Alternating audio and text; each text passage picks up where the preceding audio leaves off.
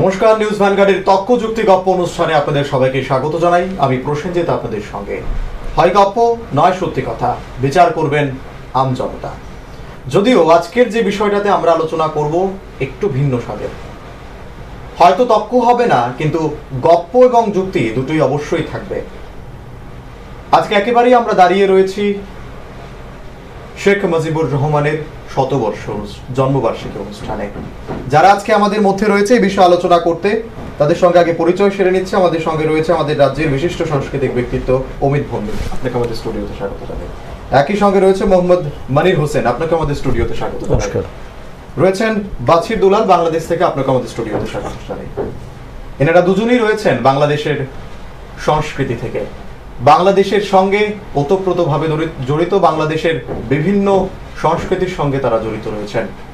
আজকে শুনবো তাদের কাছ থেকে শেখ মুজিবুর রহমানের যুদ্ধের গল্প, যেভাবে তিনি আজীবন যুদ্ধ করে গেছেন, কি করেছেন, একজন রাষ্ট্রনায়ক হিসেবে এনারা তাকে কিভাবে দেখেন, আজকের যুবক যুবতীদের সামনে কিভাবে তুলে ধরবেন ওনাকে। আমি এই প্রশ্নটা নিয়ে যাব আপনার কাছে, যে কিভাবে তুলে ধরবেন এই শতবর্ষে দাঁড়িয়ে একজন রাষ্ট্রনায়ককে আজকের যুবক যুবতীদের সামনে কিভাবে তুলে ধরবেন। ধন্যবাদ। আপনি একটি বিষয়ে আপনাকে আমি একটু অনুরোধ জানিয়ে রাখতে চাই। শেখ মুজিবুর রহমান নামটি শুধু বললে আপনি বঙ্গবন্ধু বলতে হবে, বা আপনি যদি জওহরলাল নেহরু নামটি বলেন, নামের আগে কি বলেন? পণ্ডিত। রবীন্দ্রনাথ ঠাকুর নামের আগে কি বলেন? বিশ্বকবি। মহাত্মা গান্ধী তো নিশ্চয়ই করমচাঁদ গান্ধী বা এরকম বলেন না। সেই কারণে বঙ্গবন্ধু না বললে শেখ মুজিবুর রহমান নামটি উচ্চারণ করা পূর্ণ হয় না। ঠিক আছে। আমি আজকে আমরা যে ৯৯তম তার জন্মবার্ষিকী আগামীকাল উদযাপিত হবে সারা বাংলাদেশে, সারা পৃথিবীতে। বাঙালি যেখানে আছে, বাঙালির মহত্তম নেতা, এবং আমরা দায় নিয়ে বুকে হাত রেখে বলতে পারি, যার জন্ম না হলে বাংলা ভাষা ভিত্তিক একটি রাষ্ট্র স্বাধীন হতো কিনা, সৃষ্টি হতো কিনা, আজকে সারা পৃথিবীতে সেই আলোচনা কিন্তু আছে। আমরা তরুণ প্রজন্মের সামনে প্রথমে যেটি উপস্থাপন করতে চাই যে আসলে বঙ্গবন্ধু কে, তার জীবন ভর তিনি কি করতে চেয়েছেন, কি করেছেন, বঙ্গবন্ধুর জীবন এবং দর্শনটা কি। আমরা শুধু কবি রফিক আজাদ বলেছেন যে বাঙালির সবচেয়ে রূপবান পুরুষ। আমরা কি রূপবান পুরুষকে উপস্থাপন করব, নাকি কবি শামসুর রহমান বলেছেন যে আকাশ আরেকটু সরে দাঁড়াও, আমি ঠিক মতো দাঁড়াতে পারছি না, এরকম উচ্চতার একজন দীর্ঘদেহী মানুষকে উপস্থাপন করব, নাকি প্রফেসর মমতাজউদ্দিন আহমেদ যখন বলেন যে হেমিলনের বাঁশিওয়ালা, নাকি নিউজউইক পত্রিকা যখন তাকে আখ্যায়িত করেন Sheikh Mujibur Rahman is the poet of politics, ওই বিষয়গুলো কিন্তু ভেবে উপস্থাপন করব। তাহলে আমরা প্রথমে উপস্থাপন করতে চাই যে বঙ্গবন্ধু শেখ মুজিবুর রহমান কি চেয়েছেন। এক বাক্যে কিন্তু আমরা এখন বক্তৃতায়, বিবৃতিতে, আলোচনায় বলি যে স্বপ্নের সোনার বাংলা। আমরা বাংলাদেশ প্রতিষ্ঠা করেছি, এখন স্বপ্নের সোনার বাংলার দিকে এগিয়ে যাচ্ছি। তাহলে বঙ্গবন্ধু যে স্বপ্নের সোনার বাংলার কথা বলেছেন, এই স্বপ্নের সোনার বাংলাটা কি? তাহলে আমাদেরকে ফিরতে হবে মুক্তিযুদ্ধের আগের পর্যায়ে, যে বঙ্গবন্ধুর স্বপ্নের সোনার বাংলা কেমন হওয়া উচিত। আপনি জানেন যে বঙ্গবন্ধু কন্যা শেখ হাসিনা আজকে বঙ্গবন্ধুর স্বপ্নের সোনার বাংলা প্রতিষ্ঠার দ্বার প্রান্তে কিন্তু পৌঁছে গিয়েছেন। তিনি গত 2008 সালে নির্বাচনে ঘোষণা দিয়েছিলেন যে ডিজিটাল বাংলাদেশ প্রতিষ্ঠা করবেন। ডিজিটাল বাংলাদেশ এখন কিন্তু ইশতেহার নয়, এটি বাস্তবতা। তিনি ঘোষণা দিয়েছেন 41 সালের মধ্যে বাংলাদেশ হবে পৃথিবীর উন্নত রাষ্ট্রের একটি। এটিও কিন্তু আমরা ধীরে ধীরে এগিয়ে যাচ্ছি। এবং এই যে ডিজিটাল বাংলাদেশের পরে উন্নত বাংলাদেশ মানে কি? যে বাংলাদেশে কোনো মানুষ অন্তত না খেয়ে রাতে ঘুমাবে না, যেই মানুষের জন্য আধুনিকতম সর্বোচ্চ সুযোগ সুবিধা যে রাষ্ট্রে থাকবে, ক্ষুধা, দারিদ্র, সাম্প্রদায়িকতা, ধর্মান্ধতা যে রাষ্ট্রে থাকবে না, ওই রাষ্ট্রটিই তো বঙ্গবন্ধু সোনার ছেলেদের দিয়ে সোনার বাংলা প্রতিষ্ঠা করতে চেয়েছিলেন। সেই জন্য সোনার বাংলার নাগরিকদের তৈরি করবার জন্য আমরা বঙ্গবন্ধুর জীবন দর্শন তাদের সামনে উপস্থাপন করতে চাই। আমি যদি তার জীবনকে তরুণ প্রজন্মের সামনে উপস্থাপন করতে চাই, তাহলে কিন্তু তার ছোটবেলা থেকেই ব্যাখ্যা করে তাদের সামনে উপস্থাপনটা করতে হবে। তাহলে কি তার ব্যাখ্যা? আমরা যদি তার জীবন দেখি, তাহলে আমরা দেখব যে 1920 সালের 17ই মার্চ গোপালগঞ্জের টুঙ্গিপাড়ায় তার জন্ম। তাহলে আমাদের বুঝতে হবে যে একজন বঙ্গবন্ধু বাঙালি রাষ্ট্রের রাষ্ট্রপিতা হয়েছেন, এর আগে কি ছিলেন? শুধুমাত্র খোকা, বাপ মা আদর করে খোকা নাম রেখেছিলেন। এই খোকা তো একসময় মুজিব ভাই হয়েছেন, এই মুজিব ভাই একসময় বঙ্গবন্ধু হয়েছেন, এই বঙ্গবন্ধু একসময় রাষ্ট্রের রাষ্ট্রপিতা হয়েছেন, জাতির জনকে পরিণত হয়েছেন, স্বপ্নের সোনার বাংলার উপকার হয়েছেন এবং সর্বকালে সর্বশ্রেষ্ঠ বাঙালি হয়েছেন। তাহলে এটিকে একদিনে সম্ভব? এটা তো দিনে দিনে বাঁকে বাঁকে তাকে লড়াই করে সংগ্রাম করে প্রমাণ করতে হয়েছে যে তিনি ওই জায়গারই মানুষ। আমরা যদি দেখি তাহলে যে ওই খোকা কোন পরিবারে জন্মগ্রহণ করেছেন যে পারিবারিক অবয়ব তাকে যা দিয়েছে? আমরা যদি বিবেচনায় নিই তাহলে দেখব যে তিনি কারাগারে বসে দুটো বই লিখেছেন, আপনি নিশ্চয়ই জানেন। একটি হচ্ছে অসমাপ্ত আত্মজীবনী, আরেকটি হচ্ছে কারাগারে রোজ নামচা। আপনি দেখবেন অসমাপ্ত আত্মজীবনীতে তিনি তার বয়ানে বলছেন যে তার পূর্বপুরুষদের একজন ছিলেন শেখ কুদরতুল্লাহ, তাদের ব্যবসা ছিল কলকাতার সাথে, তাদের বাড়ি থেকে নৌকা করে মালামাল কৃষিজাত পণ্য কলকাতায় নিয়ে যাওয়া হতো। একসময় নীল চাষিদের দাপটে যখন আমাদের বাংলার কৃষক অতিষ্ঠ, ওই সময়টাতে খুলনার আইরাল নামক স্থানে মিস্টার রাইন নীলকর চাষি, যিনি ওই শেখ কুদরতুল্লাহ নৌকাগুলি আটক করে ওই শ্রমিকদের দিয়ে তার নীল চাষ করাতো। এর বিরুদ্ধে কুদরতুল্লাহকে কলকাতার আদালতে মামলা করে দিলেন এবং মামলায় প্রমাণিত হলো যে মিস্টার রাইন অপরাধী। তখন আদালত বলল যে শেখ কুদরতুল্লাহ আপনি যা ইচ্ছা তার বিরুদ্ধে আপনি রায় দিতে পারেন, আপনি তাকে জরিমানা করতে পারেন। তখন শেখ কুদরতুল্লাহ ওই রকমের মানুষ, তিনি বললেন যে আমি আধ পয়সা তাকে জরিমানা করলাম। তখন মিস্টার রাইন বারবার করজোর করে বলছিলেন যে আপনি আমাকে আর অপমান করবেন না, আপনি যা ইচ্ছা জরিমানা আদায় করে নিন, আধ পয়সা আমাকে জরিমানা করবেন না। আপনি যদি এইভাবে আমাকে অপমান করেন তাহলে আমি আমার জাতির কাছে, আমার দেশের মানুষের কাছে, সমাজের কাছে ফিরতে পারবো না। ওই পরিবারে তো শেখ মুজিবের জন্ম। তাহলে এরপরে আমরা কি দেখবো যে একজন শেখ মুজিব কিন্তু ছাত্র জীবন থেকেই মানুষের পক্ষে যেমন ছিলেন, দরদি ছিলেন। গিমারাঙ্গে স্কুলে যখন পড়াশোনা করতেন তখন তার বইপত্র গরিবদেরকে দিয়ে বাড়ি ফিরে আসতেন। তার শার্ট পরনের মানে পোশাকটা দরিদ্র ছাত্রকে দিয়ে গেঞ্জি পরে বাড়িতে চলে আসতেন। এরপর প্রতিটি অন্যায়ের বিরুদ্ধে কিন্তু তিনি ছাত্র জীবন থেকে প্রতিবাদ করে এসছেন। আমরা কি দেখব যে 1937 সালে যখন তিনি ফরিদপুর আপনার যে গোপালগঞ্জ মিশন স্কুলে ভর্তি হন, তখন তার একজন শিক্ষক ছিল গৃহ শিক্ষক হামিদ মাস্টার। হামিদ মাস্টার ছিল তুমুলভাবে মানবিক মানুষ এবং সমাজ সচেতন।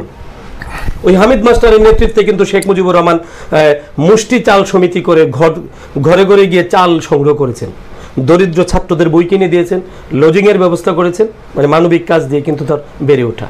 আমরা কি দেখব 38 সালে তার স্কুল পরিদর্শনে আসলেন তৎকালীন বাংলার মুখ্যমন্ত্রী শেরে বাংলাকে ফজলুল হক এবং শ্রমমন্ত্রী হুসেন শহীদ সোহরাওয়ার্দী।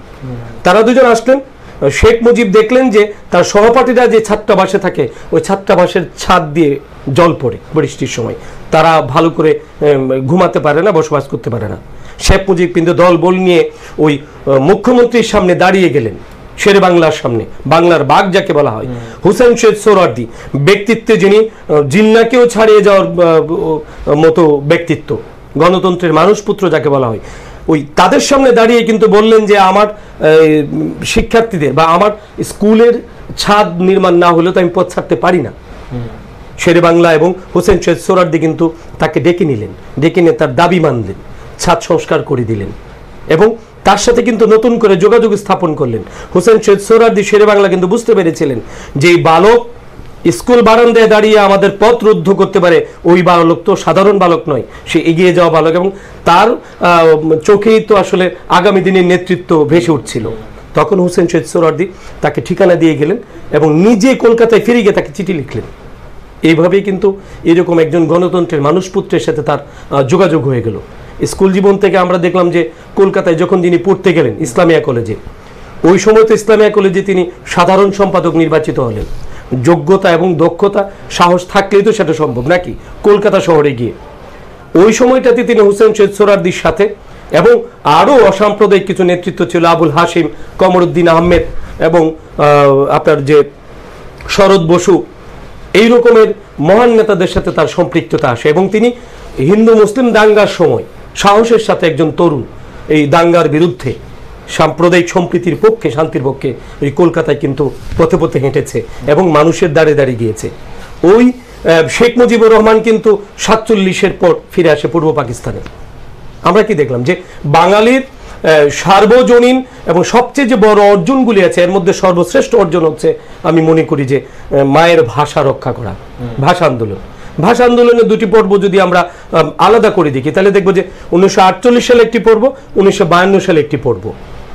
1948 সালের 23শে ফেব্রুয়ারি আমরা দেখব যে পাকিস্তানের গণপরিষদে দাঁড়িয়ে তিতাসপাড়ের কৃতি সন্তান শহীদ ধীরেন্দ্রনাথ দত্ত যখন বললেন যে পার্লামেন্টের ভাষা উর্দু এবং ইংরেজির পাশাপাশি বাংলাকেও রাখতে হবে, তখন কিন্তু মুসলিম লীগাররা ধর্মের নামে যারা একটি সাম্প্রদায়িক রাষ্ট্র প্রতিষ্ঠার জন্য প্রচেষ্টা চালাচ্ছিলেন, লিয়াকত আলীরা, তখন কিন্তু ধীরেন দত্তকে অকথ্য ভাষায় গালিগালাজ করেছে, তার বক্তব্যের ভৎসনা করেছে, অপমান করেছে। এই অপমানের বিরুদ্ধে কিন্তু ঢাকা শহরে ফেব্রুয়ারি মাসের 23 তারিখের পর থেকেই মানে মিছিল, সমাবেশ, হরতাল শুরু হয়েছে। এবং এই ভাষা আন্দোলনের একটি গুরুত্বপূর্ণ টার্নিং পয়েন্ট কিন্তু 11ই মার্চ 1948। ওই দিন বাংলার ছাত্র সমাজ কিন্তু ঢাকায় ধর্মঘট এবং হরতাল ডেকেছিল। এবং ওই দিন যে সমস্ত ছাত্র নেতা প্রতিরোধ করতে গিয়ে, প্রতিবাদ করতে গিয়ে লাঠিপেটার শিকার হয়েছে, গ্রেপ্তার হয়েছে, তাদের মধ্যে কিন্তু অন্যতম সেরা নামটি হচ্ছে শেখ মুজিবুর রহমান। ওই 48 সালের 21শে মার্চে জিন্না এসে যখন বিশাল সমাবেশে দাঁড়িয়ে বললেন উর্দুই হবে একমাত্র রাষ্ট্রভাষা, আবার কার্জন হলে দাঁড়িয়ে বললেন উর্দুই হবে একমাত্র রাষ্ট্রভাষা, তখন তার সামনে দাঁড়িয়ে যে সকল ছাত্র সমাজ প্রতিবাদ করেছিল, নৌন উচ্চারণ করেছিল, তাদের মধ্যেও কিন্তু সাহসী তারুণ্যের নাম শেখ মুজিবুর রহমান নেতৃত্ব দিয়েছেন। একেবারেই স্কুল জীবন থেকে কলেজ জীবন, ছাত্র জীবনের পুরো কাহিনী আজকে বর্ণনা আমরা শুনলাম। আমি অমিতার কাছে যাব, তার আগে বাছির দুলাল বাবুর কাছ থেকে একটা ছোট্ট কবিতা শুনবো। কি রয়েছে চুরিতে? ছোট্ট কবিতাটাই পড়ি, অন্নদা শঙ্কর রায়ের কবিতাই চলে যাই, কথায় যাব না। যতদিন রবে পদ্মা যমুনা গৌরী মেঘনা বহমান, ততদিন রবে কীর্তি তোমার শেখ মুজিবুর রহমান। দিকে দিকে আজ অশ্রু গঙ্গা, রক্ত গঙ্গা বহমান, তবু নাই ভয়, হবে হবে জয়, জয় মুজিবুর রহমান, জয় মুজিবুর রহমান। বাহ, দারুণ। আপনার মুখ থেকে কিছু শুনতে চাইবো বঙ্গবন্ধুকে। বঙ্গবন্ধু, মনির ভাই তো অনেক কিছুই বলে ফেললেন, তারপরেও বঙ্গবন্ধু শব্দটা শুনলেই আমার কাছে আমার দেশ। আমি তো ভাষা আন্দোলন দেখিনি, মুক্তিযুদ্ধ দেখিনি, আমি বঙ্গবন্ধুর ছবি দেখেছি, বঙ্গবন্ধুর কথা শুনেছি। 7ই মার্চের ভাষণ যখন আমি শুনি তখন আমার মধ্যে মুক্তিযুদ্ধের যেই প্রেম, মুক্তিযুদ্ধের যেই উৎসাহ, উদ্দীপনা, যেই সোনার বাংলা বা যেই দেশ নির্মাণের জন্য মুক্তিযোদ্ধারা মুক্তিযুদ্ধে গিয়েছেন বঙ্গবন্ধুর ডাকে, সেই মানুষটাকে আমার চোখের সামনে ভাসাই। এবং আজকে এই বাংলাদেশ, অসাম্প্রদায়িক বাংলাদেশ গড়ার পথে যিনি, আমরা তো প্রথমেই বলেছেন যে জাতির পিতা, মহান স্বাধীনতার স্থপতি বঙ্গবন্ধু শেখ মুজিবুর রহমান, এই মানুষটি আমাদের স্বপ্ন, এই মানুষটি আমার দেশ, এই মানুষটি আমার কথা, এই মানুষটি আমার ভালোবাসা, এই মানুষটি আমার সকালের ঘুম থেকে ওঠার প্রথম সূর্য। বাহ, দারুণ দারুণ, কবিতার মতো করেই বলল, কবিতার লোক কবিতার মতো করেই বলে দিল। আমি অমিতার কাছে আসবো। এই যে একজন দৃঢ়চেতা মানুষ, যিনি ছাত্র জীবন থেকে তার প্রতিবাদী আন্দোলন তার শুরু হয়ে গিয়েছিল, কিভাবে আপনি দেখছেন? যে কথাটি আমার পাশে আজকে যারা রয়েছেন তারা একেবারে তাদের জীবনচর্যায় তারা বঙ্গবন্ধুকে ধারণ করেন, আমার মনির ভাই এবং বাশির দুলাল যিনি রয়েছেন, তো তাদের সামনে বসে যে কথাটি বলা, যে কথাটি প্রথম উচ্চারণ করলেন আমাদের মনির ভাই, যে তার নামের পূর্বে বঙ্গবন্ধু না থাকলে সে নামটির কোনো পূর্ণ নেই, এই কথাকে আমি সহমত পোষণ করে একটি কথা বলতে চাই। পৃথিবীতে এমন রাষ্ট্র খুব কম আছে যেখানে একজন রাষ্ট্রনেতাকে চিন্তা করলেই, একজন রাষ্ট্রনেতাকে চিন্তা করলেই একটি সমগ্র দেশকে চিন্তা করা যায়। তো সে জায়গায় দাঁড়িয়ে হাজার বছরের ঐতিহ্য লালিত, হাজার বছরের শ্রেষ্ঠ বাঙালি অবিসংবাদিত নেতৃত্ব, তার 100তম জন্ম জয়ন্তীর একেবারে দ্বার প্রান্তে আমরা উপনীত। সে জায়গায় দাঁড়িয়ে প্রথমেই আমি শ্রদ্ধাঞ্জলি অর্পণ করছি তার প্রতি। এবং যে কথাটি তুমি বললে কিভাবে দেখব, আমার দৃষ্টিতে আমার কাছে মনে হয় বঙ্গবন্ধু কোনো একটি নাম নয়। আমার কাছে বঙ্গবন্ধু মানে একটি চেতনা, যে চেতনার কোনোদিন মৃত্যু হয়নি। সে ঘাতক বাহিনী, বর্বর বাহিনী, তারা শেখ মুজিবুর রহমানের দেহটাকে হত্যা করেছিল, তারা বঙ্গবন্ধুকে মারতে পারেনি বলেই শতবর্ষ পরেও আজকেও আমরা লালন করছি, ধারণ করছি। আর এই কথাটি যখন দাদা উচ্চারণ করছিলেন যে তার নামের আগে বঙ্গবন্ধু, এবং আমার খুব গর্ব হয় এ কারণে, এই কৃতিত্বের কিছুটা হলো আমরা আগরতলাবাসী, তাই কারণ তার বিরুদ্ধে পাকিস্তানি বর্বর বাহিনী যে আগরতলার ষড়যন্ত্র মামলা এনেছিল, যদিও মামলায় কাউকে দোষী অপরাধী হিসেবে প্রমাণ করা যায়নি, কিন্তু এই কথাও সত্য তিনি আগরতলায় এসেছিলেন। মোস্ট প্রবাবলি 1963-তে তিনি আগরতলায় এসেছিলেন।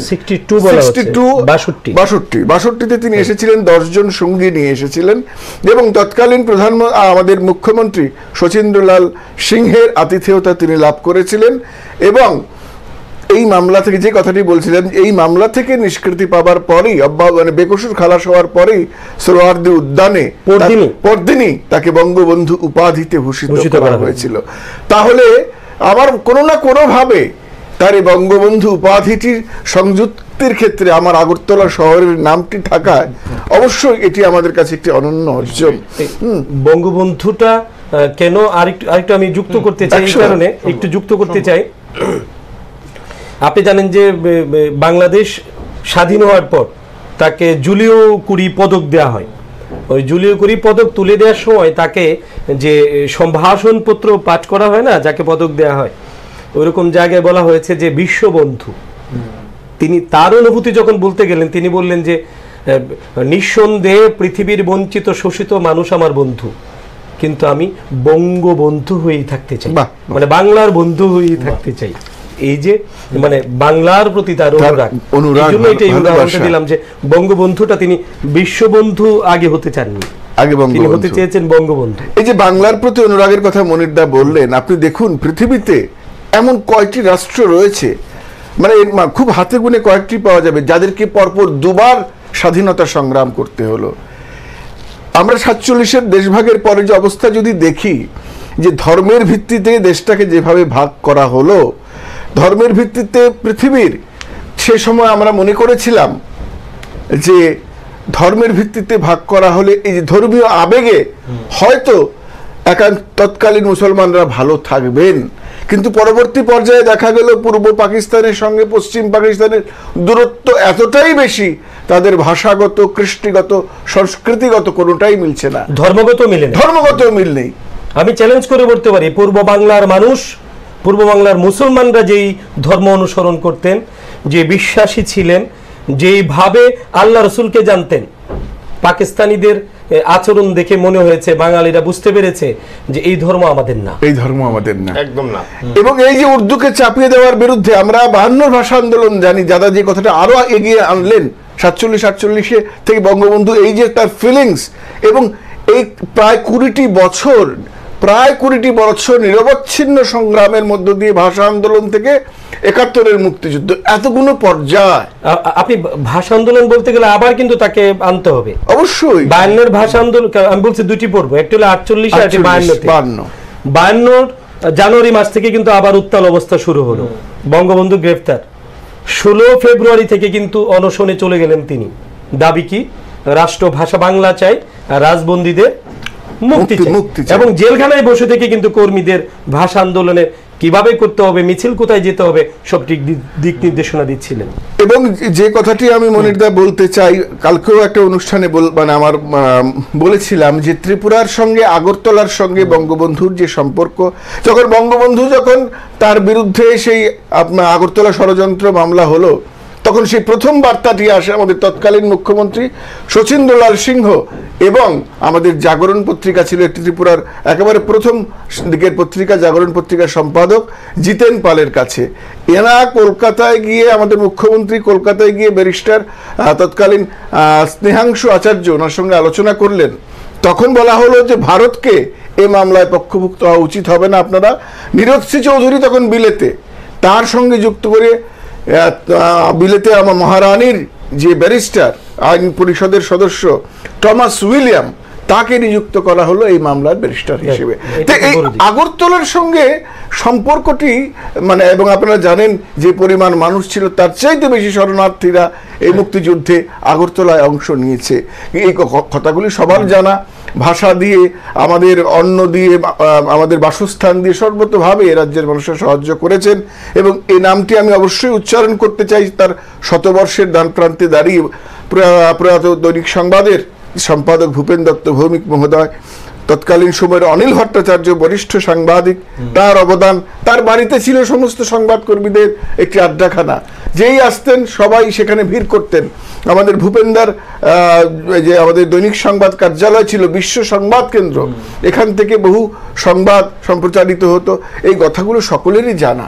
কিন্তু আমার একটি বিষয় মনিরদাকে বলা, বাংলাদেশের সম্মানিত প্রতিনিধি হিসেবে, মুক্তিযুদ্ধে ভারতবর্ষের যে অবদান, তার সঙ্গে কিন্তু আগরতলাকে গুলিয়ে ফেললে চলবে না। না, সারা ভারতবর্ষ আর ত্রিপুরা এক না।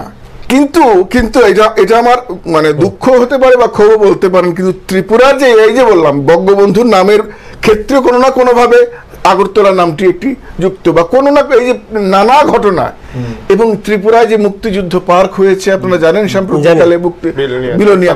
কিন্তু আগরতলার ইতিহাস, ত্রিপুরার ইতিহাসকে একটু আলাদাভাবে, বিশেষভাবে মুক্তিযুদ্ধের ইতিহাসে যদি সম্পৃক্ত করা হয়, মানে আমার মনে হয় আজকের প্রজন্ম যারা হয়তো কিছু কিছু জানছেন তারা আরো বিশদভাবে জানবেন। তো আপনি যে কথাটি শুরু করেছিলেন যে তত্ত্ব, যুক্তি, গপ্প, কিন্তু এই তিনটা কথাই কিন্তু বঙ্গবন্ধুর ক্ষেত্রে মানে প্রযোজ্য।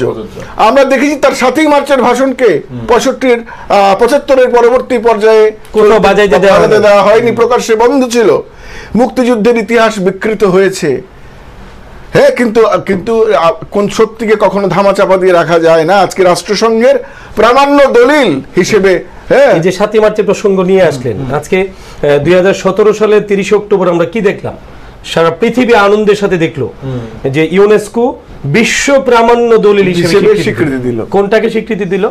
ভাইরা আমার, শেষ করলেন এবারের সংগ্রাম আমাদের মুক্তির সংগ্রাম, এবারের সংগ্রাম স্বাধীনতার সংগ্রাম। 1971 সালে 7ই মার্চ 3টা 20 মিনিটে মঞ্চে চলে আসলেন বাঙালির দীর্ঘদেহী সবচেয়ে রূপবান পুরুষ, এসে হাত নাড়লেন। 10 লক্ষ জনতা স্লোগান তুলল, তোমার দেশ আমার দেশ, বাংলাদেশ বাংলাদেশ, তোমার নেতা আমার নেতা শেখ মুজিব শেখ মুজিব। তিনি কি বললেন? প্রায় 19 মিনিটের একটি বক্তব্যে তিনি কি বললেন? যে বাংলা কিভাবে নির্যাতন করা হয়েছে, গুলি কোথায় কোথায় চালানো হয়েছে বর্ণনা করলেন, এবং আজকের বক্তব্যে প্রেক্ষাপট বর্ণনা করলেন, এবং সামরিক বাহিনীকে বারবার ব্যারাকে ফিরে যাওয়ার অনুরোধ করলেন। বললেন আপনারাও আমাদের ভাই, হিংসার পথ থেকে সরে আসার অনুরোধ করলেন। কি চাইলেন? সামরিক আইন প্রত্যাহার চাইলেন। কি চাইলেন? সৈন্যদের ব্যারাকে ফিরে নিতে চাইলেন। কি বললেন? আবার নির্দেশনাও দিলেন যে আজ থেকে আর কোনো খাজনা ট্যাক্স সরকারকে দেওয়া হবে না। এবং এমন হয়েছে, ইয়াহিয়া খান নিজে বলেছে যে 7ই মার্চের পর থেকে 25শে মার্চ পর্যন্ত আমি নিজে অনেকদিন পূর্ব পাকিস্তানে ছিলাম, আমি থাকা অবস্থায় আরেকটি বিকল্প সরকার কার্যকর ছিল। আপনি ভাবতে পারেন, একটি ভাষণ, একটি তর্জনী 7.5 কোটি বাঙালি ঐক্যবদ্ধ করেছিল। এই ভাষণটির প্রতিটি পড়তে কাব্যময়তা আছে, ছন্দময়তা আছে। প্রত্যেকটি পড়তে সারা পৃথিবীর বঞ্চিত শোষিত মানুষের মুক্তির গাইডলাইন আছে। আপনি 1215 সালে রুনিমিট প্রান্তরে রাজা জনের সাথে যে ভূস্বামীদের যে চুক্তি হয়েছিল, এটাকে বলা হয় যে আধুনিক সভ্যতার সবচেয়ে গুরুত্বপূর্ণ চুক্তি, অন্তত অধিকার প্রতিষ্ঠার ক্ষেত্রে। এই চুক্তির সাথে তো তুল্য হয়েছে বঙ্গবন্ধু 7ই মার্চের ভাষণ, মুক্তি অনেকটাই শেষে আছে। আমার একটা কবিতা শুনবো, যে কবিতায় আমরা আমার দেশকে খুঁজে পাই, যে কবিতায় বাঙালি তার 1000 বছরের ঐতিহ্যকে লালন করতে পারে, দেখতে পায়, এখন সেই কবিতাটি পড়ছি। তার আগে একটু বলে রাখছি যে বঙ্গবন্ধুকে তো হিমালয়ের সাথে তুলনা করেছে, যে হিমালয় দেখিনি আমি। এই যে কিউবার যে মানে মানুষের নেতা ফিদেল কাস্ট্রো বলেছেন এবং বঙ্গবন্ধু বলেছেন যে আপনার একবার এক সাংবাদিক, বিশিষ্ট সাংবাদিক, পৃথিবীর একজন সেরা সাংবাদিক বলেছিল আপনার যোগ্যতা কি, যে আমি আমার দেশের মানুষকে ভালোবাসি। আপনার অযোগ্যতা, আমি আমার দেশের মানুষকে ভালোবাসি, একটু বেশি ভালোবাসি, একটু বেশি ভালোবাসি। এই মানুষটিকে ভালোবেসে এবং পুরো বাঙালি সত্তার প্রতি শ্রদ্ধা জানিয়ে সৈয়দ হকের আমার পরিচয় কবিতা। আমি একটু কবিতার আগে একটু কথা সংযোজন করতে চাই। এই যে আমার দুপাশে দুজন সৈনিক বসে রয়েছেন, আমি কথাটি এই কারণে উচ্চারণ করছি, আজকে বঙ্গবন্ধুকে নিয়ে অনেক কথা হবে, গোটা বছর ব্যাপী মানুষ শ্রদ্ধাঞ্জলি অর্পণ করবেন। আজ এবং যারা প্রকৃত অর্থে বঙ্গবন্ধুর আদর্শে যারা নিবেদিত প্রাণ তারা তো আছেই। আরেকটি কথা দুঃখজনক হলেও সত্যি, এই এক বছরে বা কয়েক বছরের মধ্যে বহু মেকি বঙ্গবন্ধু প্রেমীর আবির্ভাব ঘটে গেছে, হচ্ছে। কিন্তু এনারা এমন মানুষ, সে যে বললাম ৭৫-এর পরবর্তী পর্যায়ে সেই ইতিহাসের দুঃসময়ের দিনগুলিতেও এনারা কিন্তু বঙ্গবন্ধুর আদর্শকে লালন করে, তিতাস নামে একটি ওদের আবৃত্তি সংগঠন রয়েছে, এরা বঙ্গবন্ধুর কথা উচ্চারণ করেছেন পথে ঘাটে, মানুষকে বঙ্গবন্ধুর প্রতি চেতনায়িত করবার জন্য। স্কুলে যায় না, আমি আরেকটা, স্কুলে যায় না এমন বাচ্চা বঙ্গবন্ধুর নামে কবিতা পড়তে পারে যে মুজিব মানে আর কিছু না, মুজিব মানে। এনারা শিখিয়েছেন, সেই কাজগুলি করছেন। মনির হোসেন সেই পথ আমাদের দেখিয়েছেন, আমরা সেই পথে হাঁটছি। ঠিক ঠিক, শুনবো এবার কবিতাটি। আমি জন্মেছি বাংলায়, আমি বাংলায় কথা বলি, আমি বাংলার আলপথ দিয়ে হাজার বছর চলি, চলি পলিমাটি কোমলে আমার চলার চিহ্ন ফেলে, ১৩০০ নদী শোধায় আমাকে, কোথা থেকে তুমি এলে? আমি তো এসেছি চর্যাপদের অক্ষরগুলো থেকে, আমি তো এসেছি সওদাগরের ডিঙার বহর থেকে, আমি তো এসেছি কৈবর্তের বিদ্রোহী গ্রাম থেকে, আমি তো এসেছি পাল যুগ নামে চিত্রকলার থেকে, এসেছি বাঙালি পাহাড়পুরের বৌদ্ধ বিহার থেকে, এসেছি বাঙালি জোর বাংলার মন্দির বেদি থেকে, এসেছি বাঙালি বরেন্দ্র ভূমে সোনা মসজিদ থেকে, এসেছি বাঙালি আউল বাউল মাটির দেউল থেকে, আমি তো এসেছি সার্বভৌম ১২ ভূঁইয়ার থেকে, আমি তো এসেছি কমলার দিঘি মহুয়ার পালা থেকে, আমি তো এসেছি তিতুমির আর হাজি শরীয়ত থেকে, আমি তো এসেছি গীতাঞ্জলি ও অগ্নিবীণার থেকে, এসেছি বাঙালি ক্ষুদিরাম আর সূর্য সেনের থেকে, এসেছি বাঙালি জয়নুল আর অবন ঠাকুর থেকে, এসেছি বাঙালি রাষ্ট্রভাষার লাল রাজপথ থেকে, এসেছি বাঙালি বঙ্গবন্ধু শেখ মুজিবুর থেকে, আমি যে এসেছি জয় বাংলার বজ্রকণ্ঠ থেকে, আমি যে এসেছি ৭১-এর মুক্তিযুদ্ধ থেকে, এসেছি আমার পেছনে হাজার চরণ চিহ্ন ফেলে, শুধাও আমাকে এত দূর তুমি কোন প্রেরণায় এলে? তবে তুমি বুঝি বাঙালি জাতির ইতিহাস শুনো নাই, সবার উপরে মানুষ সত্য, কাহার উপরে নাই। একসাথে আছি, একসাথে বাঁচি, আজও একসাথে থাকবই, সব বিভেদের রেখা মুছে দিয়ে সাম্যের ছবি আঁকবই। পরিচয় পরিচয় আমি বাঙালি, আমার আছে ইতিহাস গর্বের, কখনোই ভয় করি না কো আমি উদ্যত কোনো খড়গের। শত্রুর সাথে লড়াই করেছি, স্বপ্নের সাথে বাস, অস্ত্রে ওসান দিয়েছি যেমন, শস্য করেছি চাষ। একই হাসি মুখে বাজিয়েছি বাঁশি, গলায় পড়েছি ফাঁস, আপোষ করিনি কখনোই আমি, এই হলো ইতিহাস। এই ইতিহাস ভুলে যাব আজ? আমি কি তেমন সন্তান যখন আমার জনকের নাম শেখ মুজিবুর রহমান? তার ইতিহাস প্রেরণায় আমি বাংলায় পথ চলি, চোখে নীল আকাশ, বুকে বিশ্বাস, পায়ে উর্বর বলি। এই যে আপোষের কথাটা বললো না, আপনি দেখবেন যে তার জীবনের কোথাও আপোষ নাই। আপনি ৪৮ সাল থেকে তো ভাষা আন্দোলন শুরু হয়ে গেল। ৪৯ সালে অমিতদা আমরা কি দেখলাম যে ঢাকা বিশ্ববিদ্যালয়ের ৪র্থ শ্রেণীর কর্মচারীরা আন্দোলন করছে বেতন বাড়ানোর জন্য। ঠিক ঠিক। বঙ্গবন্ধু শেখ মুজিব তখন ঢাকা বিশ্ববিদ্যালয়ের আইন বিভাগের ছাত্র, কারণ ছাত্র হয়ে কর্মচারীর পক্ষে যাওয়া তো একটু কঠিনই, সাধারণত আমরা সাদা চোখে দেখি না। শেখ মুজিবুর রহমান কিন্তু তাদের আন্দোলনে ঝাঁপিয়ে পড়লেন, সদল বলে তাদের পক্ষে আন্দোলন করলেন। বিশ্ববিদ্যালয় কর্তৃপক্ষ করলেন কি, তাকে বিশ্ববিদ্যালয় থেকে বরখাস্ত করলেন এবং ১৫ টাকা জরিমানা করলেন।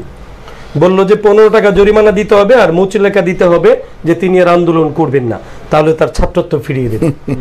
বঙ্গবন্ধু শেখ মুজিব তো সেই বাপের বেটা শেখ মুজিব, তিনি কিন্তু তাদের সাথে 15 টাকাও দিলেন না, মুচলেকাও দিলেন না, ছাত্রত্ব নিলেন না, পড়াশোনাই করলেন না।